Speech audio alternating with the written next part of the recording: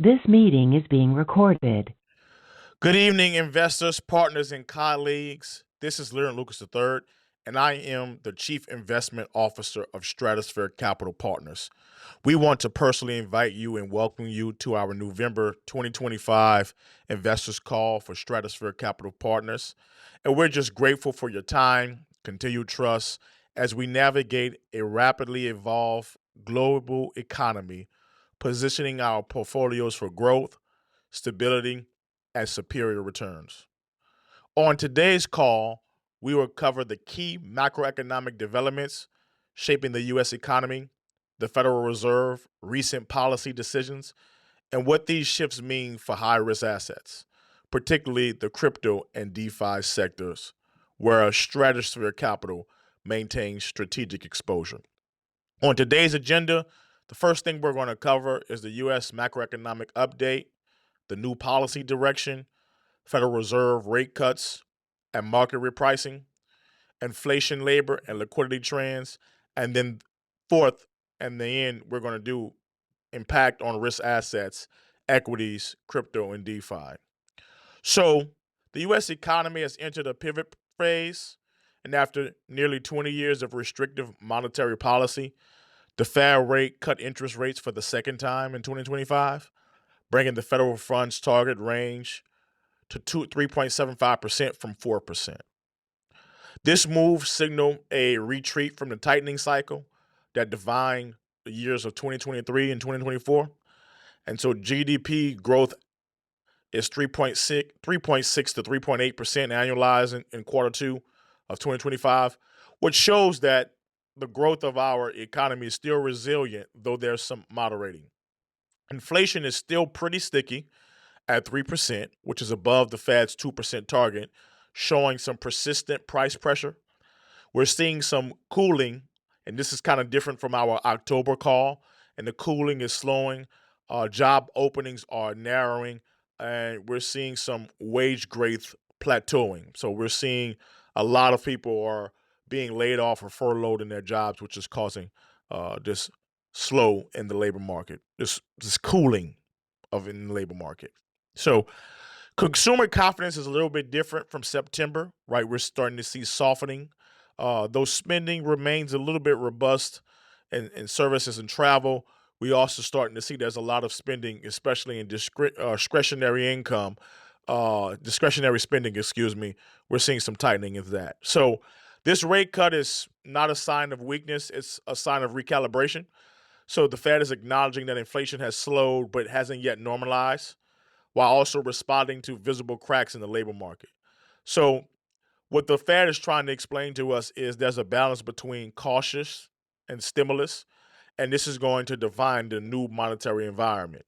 So, the Fed recent 25 basis point cut on October 29th reflects growing uncertainty in the data, partly to the delayed economic releases during the government shutdown. So, what Chair Powell has said, and his tone was very clear, that the path ahead is not a preset, but future cuts depend on how the economy is going to evolve. So, as an investor, lower rates equal cheaper capital, higher liquidity, and a renewed appetite for risk. And historically, the first phase of rate cutting cycles has lifted equities, commodities, and crypto as investors reposition from a yield preservation strategy to a growth pursuit strategy.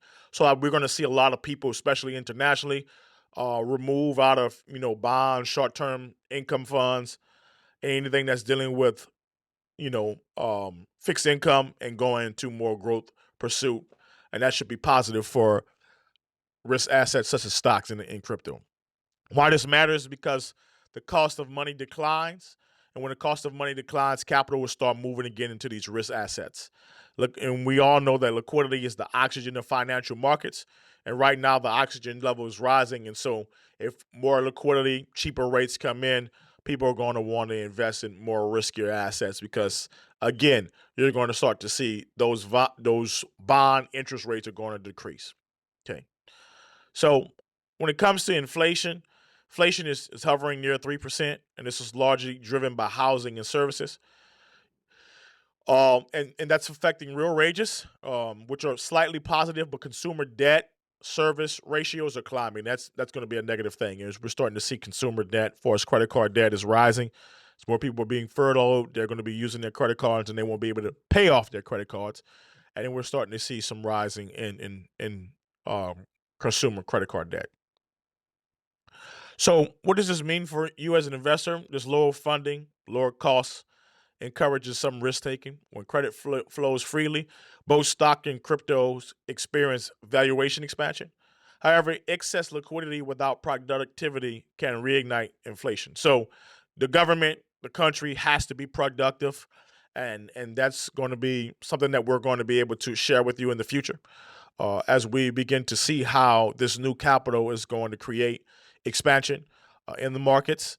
We're going to see if this is going to reignite inflation, if inflation, how it will affect how people are going to spend and how people are going to build in their corporations on how this new reduction in interest rates is going to affect the economy. So, what we have seen on risk assets over this week, especially today's S&P 500 and NASDAQ have rebounded as investors are starting to price in easier money. We're starting to see huge growths back in tech and AI sectors, and that is leading to performance in equities. And this is reflecting somewhat what we call duration sensitivity. So their valuations are rising fastest when the rates are falling. A lot of people are very nervous of these valuations rising, and there's a lot of people believing that some of the valuations are so too high, which can affect the bubble. From the research that we have seen, we don't see that as of yet, but we are monitoring that process. We will say that equities are high, but because of easy money coming into the economy and interest rates are low, that's really been the help for high risk assets. And because that help is there, we should see continual growth in equities and crypto. So even with recent drops, Bitcoin and Ethereum have rebounded sharply since the Fed's first rate cut in mid-2025, and lower yields in traditional markets has pushed investors towards higher return assets. As we start to continue to see institutional adoption continue in the DeFi space and crypto space, liquidity is now slowly flowing back into major exchange and funds. And in decentralized finance products, especially in our products, lower interest rates have made DeFi yields more competitive related to treasuries. And so I think that's very positive for our business.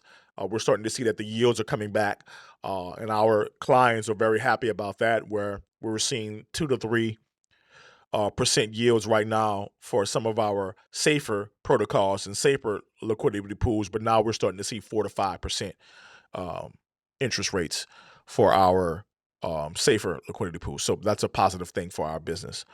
We also start to see stablecoin liquidity is expanding as the investors seek on-chain yield opportunities. And this is a broad cross-border inflows. They are rising, especially in U.S.-dominated pools like U.S. dollar coin and ETH, and also U.S. DT, which is Tether, and USDC strategies. And what this means for you as investors, when the Fed rate cuts, it doesn't just change bank borrowing, it shifts global liquidity psychology. And so DeFi will thrive on excess liquidity. And so these lower rates often translate directly to higher total value lock, which more money is going to be locked on these protocols that we're giving to our investors. Right means rising token prices, better yields, and the best thing for this is better dividends for our investors. So we expected the Fed to deliver at least one more rate cut in early 2026 if inflation remains stable, and this environment favors our protocols, which is yield-producing DeFi strategies, smart contract secure lending, and liquidity providing positions. So our allocation focus is going to be on yield optimization. So we're going to be actively rebalancing between short duration staking and liquidity farming. Capital preservation layer, this is big for our clients who are investing over $50,000 with us. That's a diversified stablecoin reserve and high quality digital bonds. And then our expansion outlook, we're investing heavily in a real world asset. Well, the Plume to Ethereum asset is one of the largest strategies that we're investing in at right now, over about $200,000 invested right now. And we believe that these are going to be the tokenization strategies that's going to do well for us going into 2026. And why this position matters, because as traditional yields compress, the alpha shifts toward on-chain liquidity products that combine transparency, speed, and yield asymmetry. And then that just means we're positioning Stratosphere to be where liquidity migrates next. So, and that's important about crypto. In crypto, you want to be where the money is, and that's what we're doing. We're positioning our strategies for our clients where the money is and where the money is going. Right now, the money is going to real world assets and capital preservation strategies, especially with high quality digital bonds. We're going to be looking for the best bonds in the crypto sector with DeFi, and we have a very much algorithmic strategy that lets us mitigate risk. And this basically lets you understand that there is going to be a caution zone if inflation surprises or there's some type of regulatory shock that hits crypto, which will cause risks sentiment to reverse sharply. And that could be bad for us. But right now, we are guiding this ship, and we view this economic transition not as uncertainty, but as an opportunity. So we know that as long as there are going to be lower rates is going to create a breeding ground for innovation. And the next cycle of DeFi growth is being written right now. So our mission remains clear. It's to protect your capital, multiply opportunities, and stay ahead of the macro curve. So we just want to thank you, all of our investors, for your partnership, for your trust, and for the shared vision for a decentralized financial future. And we will get back to you with more information. And there's a presentation that we're going to be putting on our page very soon that will help you with information about our direction and our goals for 2026. So we're going to have the best ideas for 2026 coming in December. So look out for that, where me and my business associate, Darius Green, who's our chief financial officer, is going to be having a conversation that's going to be on YouTube soon about the best ideas in crypto. So we thank you for joining with us. If you have questions, please put it in the chat. We'll be able to answer you as soon as we can get back to you. You have a wonderful day.